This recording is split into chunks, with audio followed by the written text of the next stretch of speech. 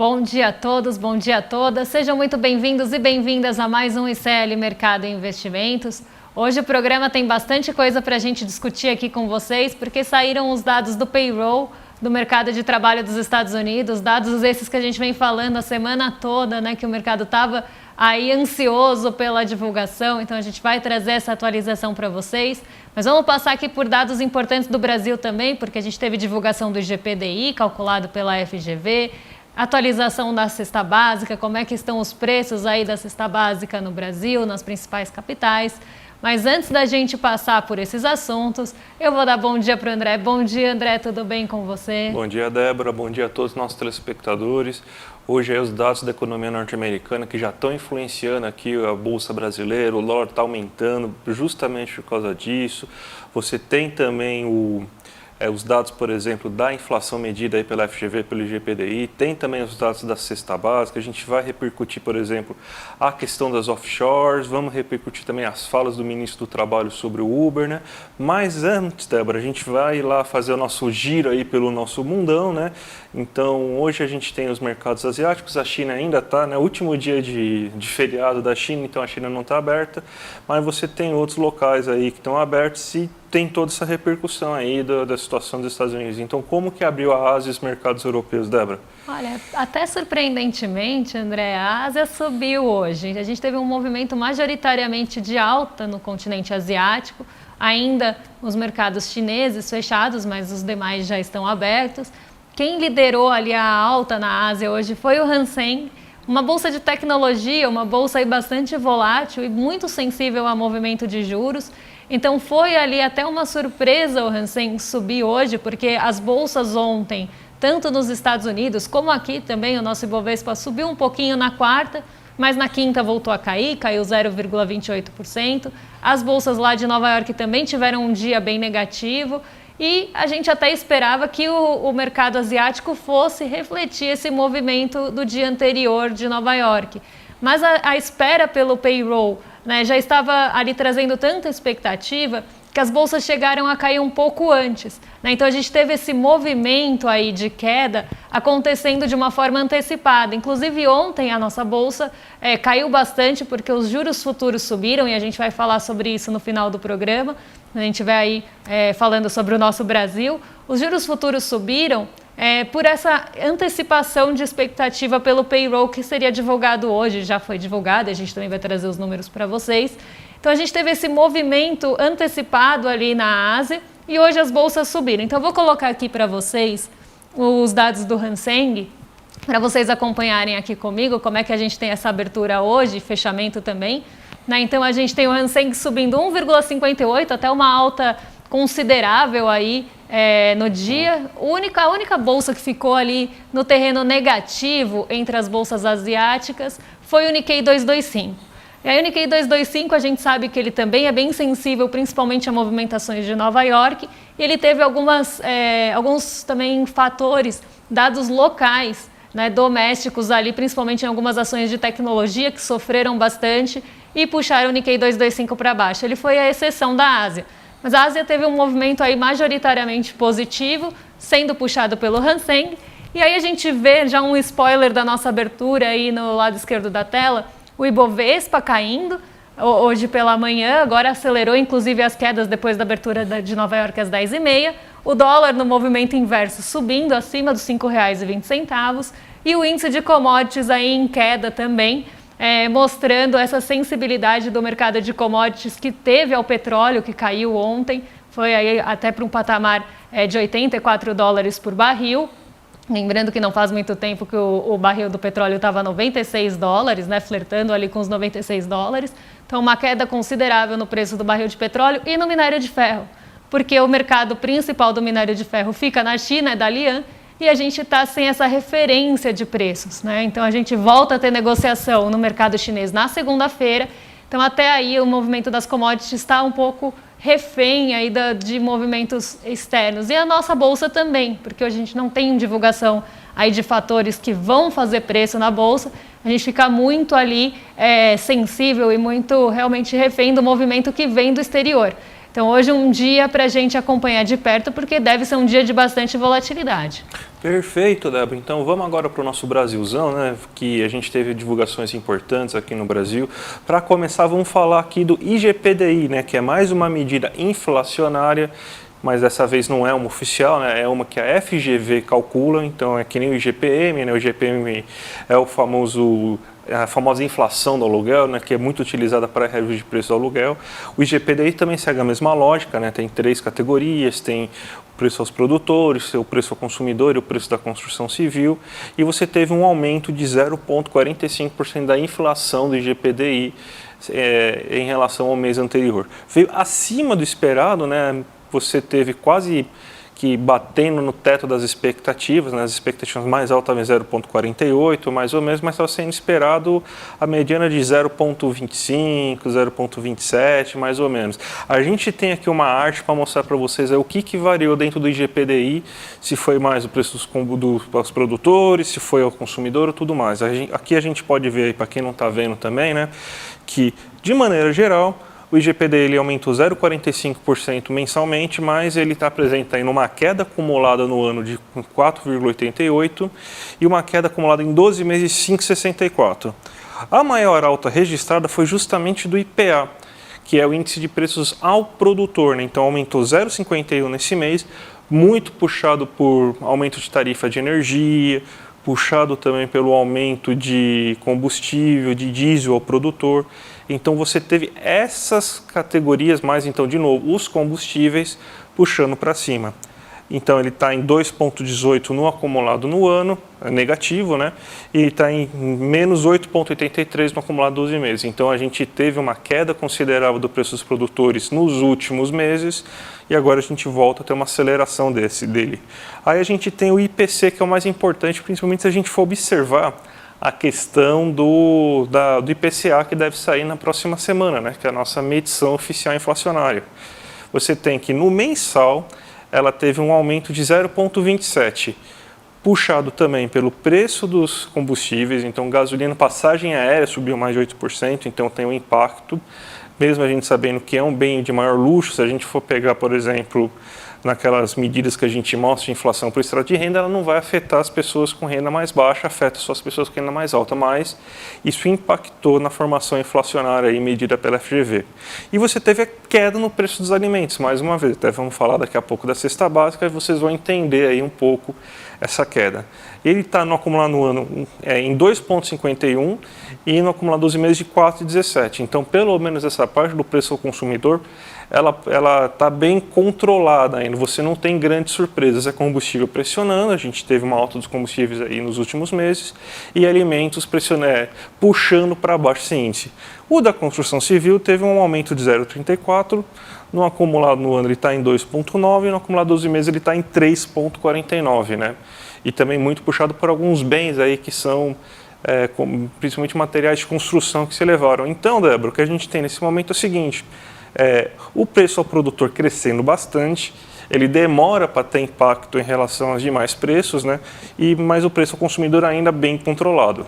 Bem controlado ali pelos alimentos, né? O que é uma boa notícia para o trabalhador. E lembrando que a gente tem a divulgação do IPCA e chegando, então aqui já é um termômetro, uma sinalização do que esperar aí para o nosso índice de preços oficial do Brasil, e já trazendo aí algumas expectativas também em relação aos combustíveis, que devem continuar aí puxando a alta, e os alimentos a baixa.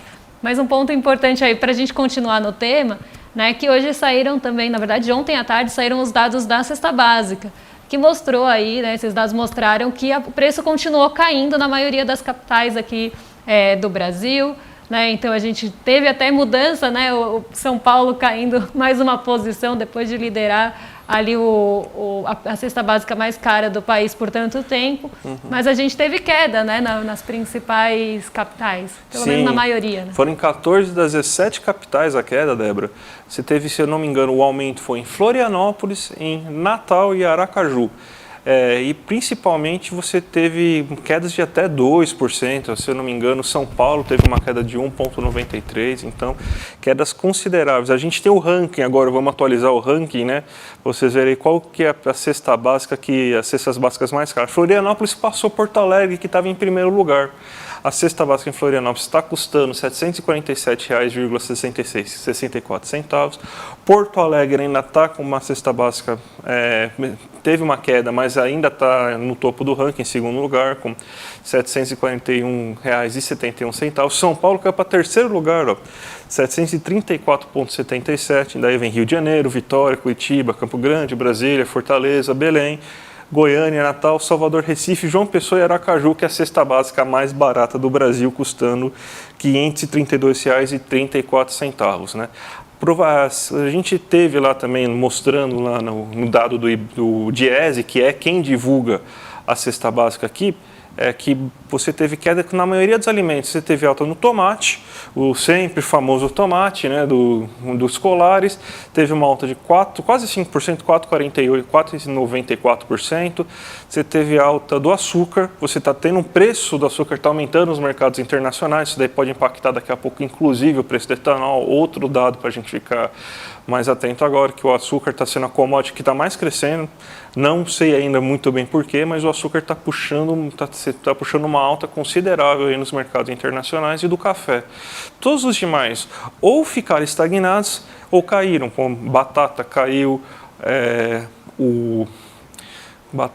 feijão caiu também, farinha de trigo você teve estabilidade, não cresceu nem subiu.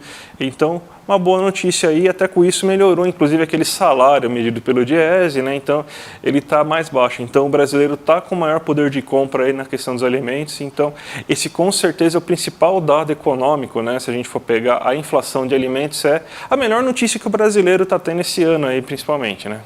Exatamente. E a gente tem também uma notícia aí para discutir com vocês e passar por aqui, que foi aí a fala, né, do ministro em relação ao Uber, né, porque tem uma discussão em relação, inclusive, à precarização aí do trabalho, né, como é que deve ser tratada essa categoria, né, que vem crescendo muito, que são aí os motoristas de aplicativo, que são os entregadores também de aplicativo, como é que isso deve ser tratado. E ontem saiu uma notícia aí que repercutiu bastante, do ministro do Trabalho falando, né, sobre essa uberização, sobre essa economia e essa categoria aí, que gera polêmica, né? É um assunto polêmico. Basicamente ele falou, se a Uber quiser sair do Brasil, que saia, né? E se a Uber quiser sair do Brasil, gente, que saia mesmo. Porque, primeiro que as pessoas acham que as empresas vão sair assim do Brasil, assim, do nada, só por causa que elas foram contrariadas, né? Ah, não, eu vou sair como se fosse fácil largar um mercado consumidor de 200 milhões de pessoas. Você larga do dia para a noite. Imagina largar um mercado consumidor de São Paulo, que deve consumir Uber para burro, que tem mais de 12 milhões de pessoas somente na capital. A gente não está nem falando da grande São Paulo, somente na capital. As pessoas não vão largar. A empresa não vai largar um mercado consumidor desse. Falaram a mesma coisa na Alemanha. A Alemanha falou também, Uber, se você não quiser, pode sair, a gente vai regular e vai fazer com que seja mais digno a vida de um Uber na Alemanha. A Uber falou, vou sair. A Alemanha falou, saia. A Uber continua na Alemanha. Não saiu nada. Continua, se adaptou às novas regras do mercado alemão e está lá bem livre, leve, solta na Alemanha sem problema. E se sair a Uber, o que vai acontecer? A 99 vai crescer. Vai entrar uma outra empresa também que vai tentar, porque esses mercados, gente, é demanda.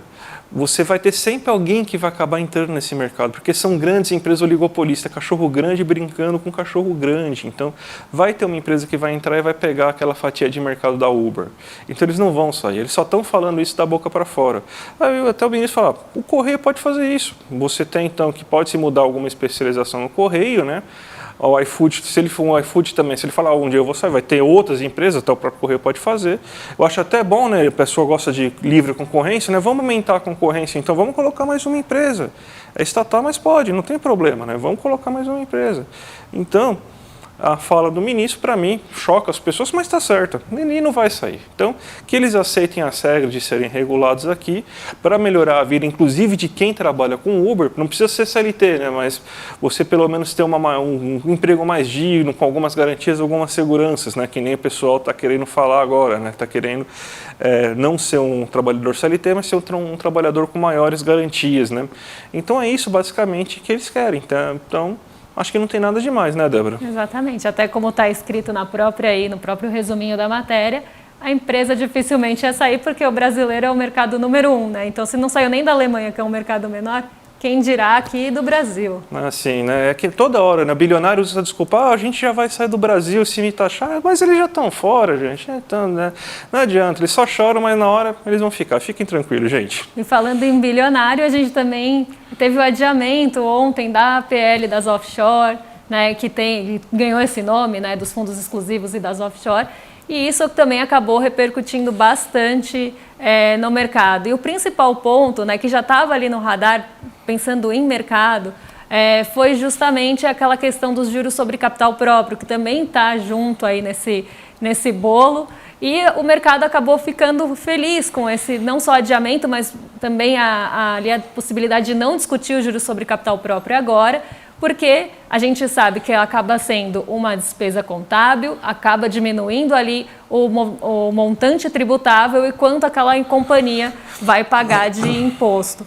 E quem se beneficia muito dos juros sobre capital próprio aqui no Brasil, o principal setor é o setor financeiro, então os grandes bancos. Quando a gente fala setor financeiro de bolsa, a gente está falando grandes bancos.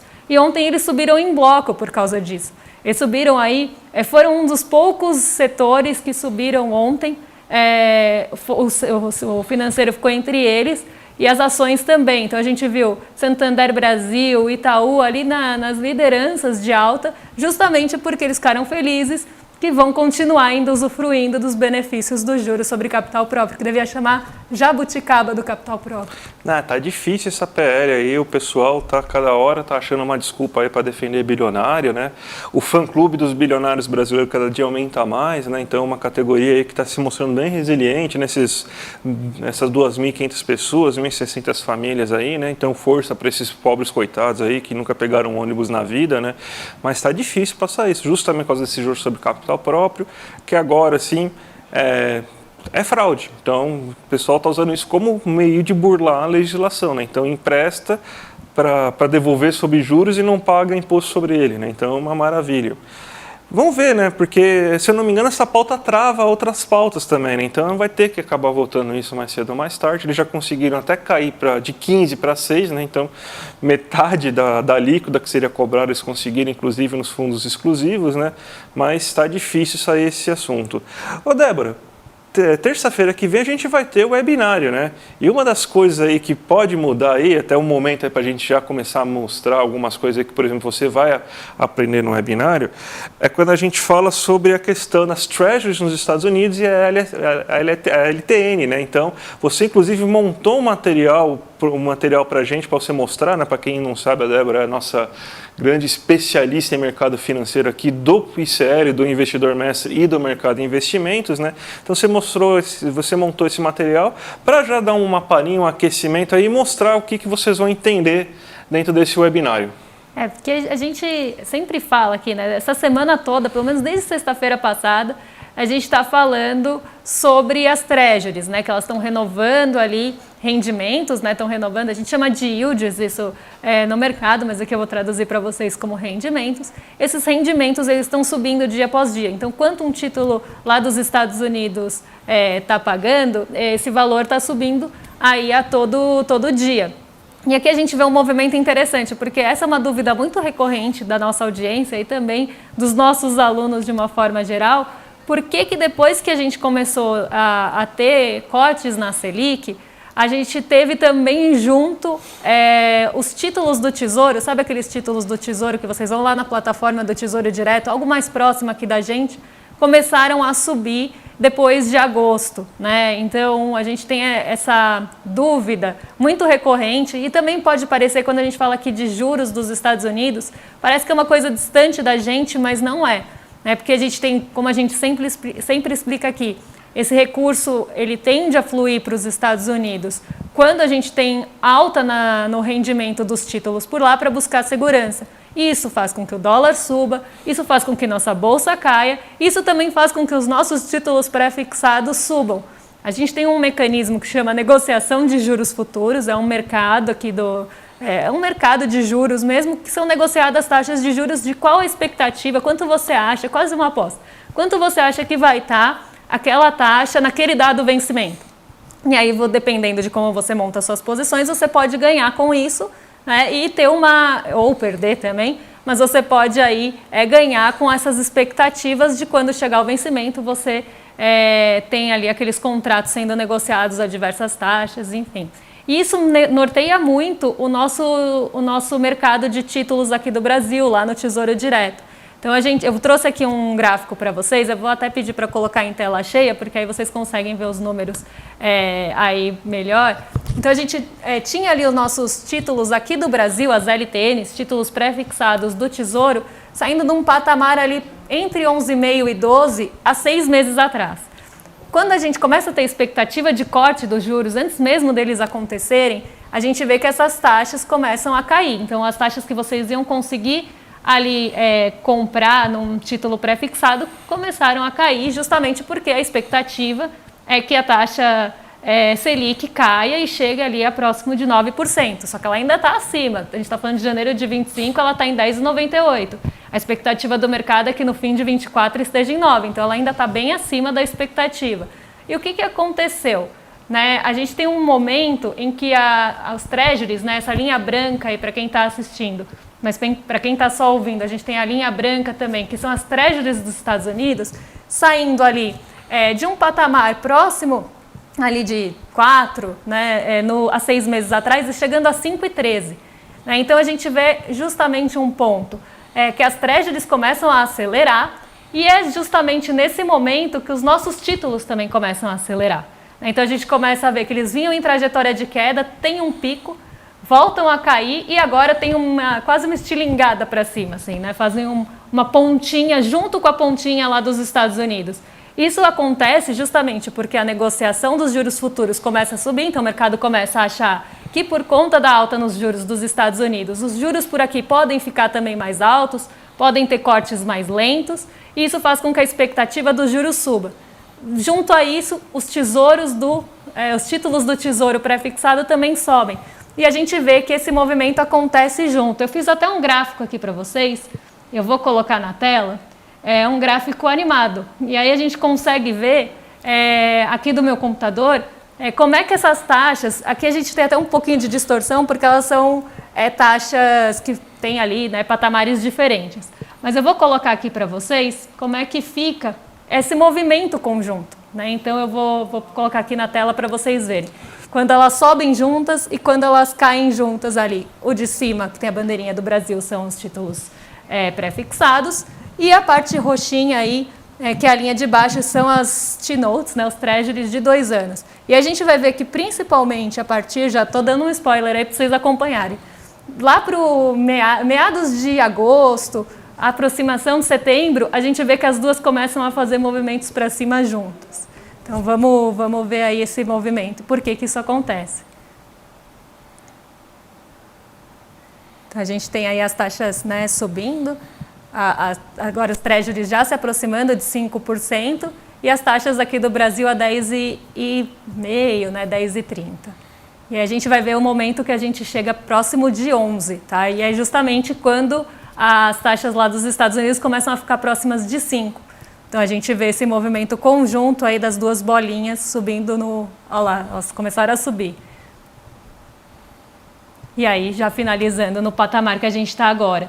Então, esse é um movimento, né, que acontece aí no mercado de juros e que acaba influenciando a gente, não só no dólar e na bolsa que a gente fala todo dia, mas também nesses títulos pré-fixados. Então, para não ficar refém ali de um banco que fala uma coisa, outro banco que fala outra, né, a gente vai dar essa aula aí na terça-feira para vocês serem autônomos e poderem tomar suas próprias decisões independentes e em relação aos seus investimentos, né, e não cair nessas ciladas e saber olhar, por exemplo, um Tesouro Direto. Eu e o André vamos estar lá, né, então vamos responder dúvida.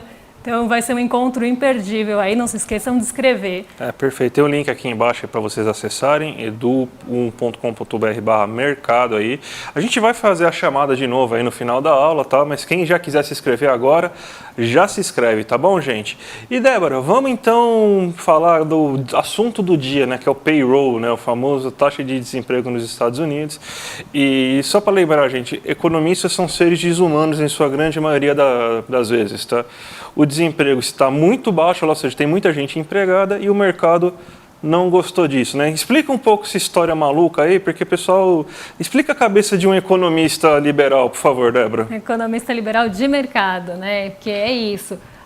O mercado de trabalho dos Estados Unidos está se mostrando aquecido há algum tempo, ele está muito resiliente ali, ele não cai, ele está praticamente nos mesmos patamares há um ano. E o mercado queria que o desemprego subisse, tá? Então é exatamente o que vocês ouviram. O mercado espera que o desemprego suba, que a criação de vagas fique menor, que a renda caia lá nos Estados Unidos, justamente porque eles acreditam que esse é o ponto focal ali do movimento inflacionário, que se esses dados piorarem, né, a gente vai ter uma melhora da inflação e aí o Fed não vai precisar subir os juros. E caso contrário, como foi o que aconteceu hoje, eu vou mostrar para vocês, eles começam a achar, e aí eu estou falando de mercado, de economistas aí de mercado, começam a achar que o Fed vai sinalizar para alta de juros agora, ou já subir os seus juros, e também vai aí manter esses juros elevados por mais tempo para chegar na inflação esperada aí por eles, que é de 2%. Eu vou colocar aqui na tela o primeiro dado que saiu do payroll, que foi o primeiro que mexeu com o mercado hoje, que é justamente a taxa de desemprego, né? Tanto a projeção quanto o desemprego aí real. Então, para quem está assistindo, a barrinha verde é a taxa de desemprego e a barrinha mais clarinha, branca e cinza, é a projeção. E a gente vê que tanto o desemprego como a projeção, eles estão estáveis ali em patamares entre 3,5 e 4. Então, a gente tem alguns meses que ficou em 3,5, outros 3,7, chegaram a 3,8, como foi agora o caso de agosto e setembro. Mas a gente vê quase uma estabilidade ali da taxa de desemprego. E a projeção também variando um pouco. O que aconteceu? Em agosto, a taxa de desemprego foi maior que a projeção e nesse mês também. Então, a gente esperava uma taxa de desemprego de 3,7, ela foi para 3,8, mas ainda assim não mexeu com as expectativas dos Estados Unidos manterem as suas taxas, porque a gente tem um outro dado que saiu junto, que esse é bem importante, que são criações de novas vagas. A gente teve 2 relatórios que saíram essa semana.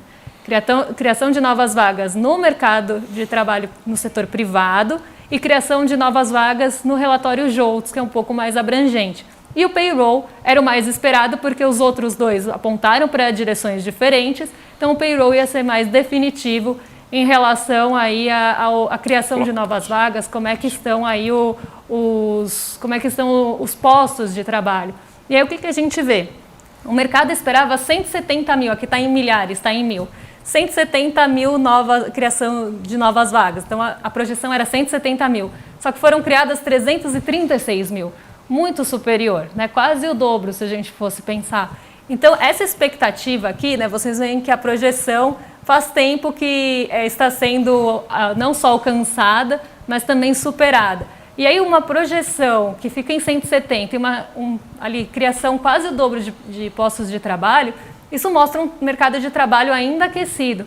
E aí foi justamente quando saíram esses dados que a gente teve deterioração aí em todas as bolsas, justamente pelo que eu falei, eles esperavam menos postos de trabalho sendo criados, queriam um desemprego mais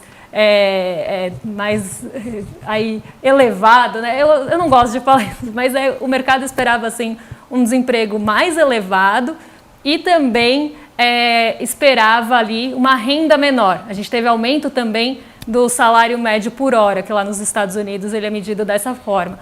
Então, a gente teve 3 dados apontando para um mercado de trabalho aquecido e aí o mercado já começou a passar a esperar uma taxa de juros mais alta na próxima reunião. Então, as treasuries, aquelas que vocês viram ali no gráfico que estava passando agora, voltaram a renovar a alta, voltaram a elevar e isso trouxe uma queda generalizada aqui para nossas bolsas. Eu vou até aqui colocar na tela para vocês aqui do meu computador, né, como é que estão as bolsas hoje, porque elas estão todas negativas, né, as que abriram agora depois depois da divulgação do payroll, nós temos o nosso Ibovespa caindo quase 1%, e essa queda acelerou depois da divulgação do payroll e depois da abertura dos mercados em Nova York. Mercados em Nova York, Nasdaq e S&P também em queda, dando continuidade à trajetória de ontem. O petróleo aqui no fim, né, que é a última linha, caindo 0,70, então também dando continuidade à queda de ontem, estava em $84, já foi para 83,50. Então a gente vê também ali um petróleo Brent acelerando as perdas. Isso traz aí alguns movimentos negativos aí para a nossa bolsa. Ontem a 3R Petroleum foi uma das ações que mais caíram justamente por isso. Então a gente tem esse peso grande na nossa bolsa. Então o petróleo puxa para baixo. E hoje quem ali está sofrendo, assim como ontem, é o setor de consumo. O setor de consumo é muito sensível a juros, então qualquer notícia que impacte nosso mercado de juros, essas ações acabam sofrendo bastante. E também o setor imobiliário, também dá continuidade à queda de ontem, ficaram entre os destaques negativos, porque a gente sabe o quanto a construção civil e o setor imobiliário aqui no Brasil dependem de juros. Então aí, mercados que devem sofrer hoje, e dólar renovando aí as suas altas, chegou a bater R$ 5,22 hoje, mas agora opera em R$ 5,18, por motivos que a gente já explicou aqui também. Sextou então, Débora? Vamos Sextamos. sextar então, mas lembrando aqui nos nossos recados, então, de novo, gente, voltando a repetir, dia 10 de outubro é o super evento com o Eduardo Moreira, nosso webinário, as 3 regras para investir com retorno, com resultados. As 3 regras para investir com resultado. Clica aqui no link aqui embaixo, já falamos bastante aí hoje, inclusive tivemos um bloco especial para vocês entenderem aí o que a gente vai falar na próxima semana, no dia 10. Então, só clicar no link, já deixa ativado o sininho do YouTube, vai chegar na hora da palestra, ele vai te avisar.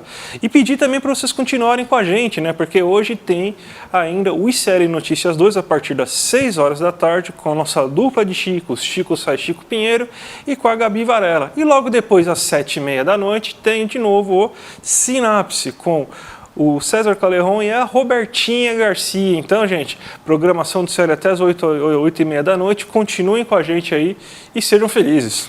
E a partir de segunda-feira, a partir das 7, a gente está de volta para trazer aí notícias e todos os desdobramentos aí, desde o Desperta e Série Notícias primeira edição, em detalhes, focando aí em algum assunto específico. E a gente aqui, segunda-feira, vocês já sabem, é dia de expectativa, é dia de termômetro, é dia de achar, ver o que o mercado está achando, se ele passou o fim de semana bem ou não.